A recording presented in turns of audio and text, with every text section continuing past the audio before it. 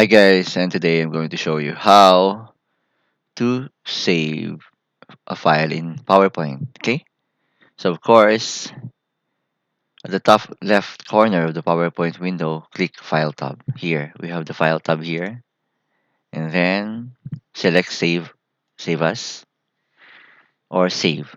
Okay, same with the MS PowerPoint. No, save the file if it is new presentation. You can click Save or Save As. Okay, and if you're saving updates to an existing file, you can just click Save. Okay, so Save As, then choose locations. In the Save As windows, choose where you'd like to save your file. You can save it. Okay, so on your computer, document folder, or desktop, to OneDrive or another cloud service if you log into a cloud account. But here, you can use you can choose or select this PC or browse. Okay, so I'm going to select browse, and then you can create your own folder. Okay, remember you are in this PC documents, and you can create your own folder or new folder. Just select new folder and write, for example, my file, and then double click, and then you can write your name here, Juan de la Cruz. Okay, file, then power presentation and save.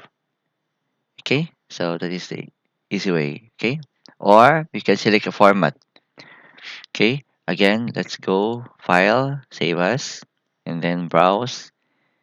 Let's go to my OneDrive document, my file. Okay, we're now inside the folder, but let's try another folder, new file, and then my file 002.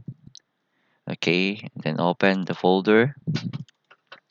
So as you can see, we have default.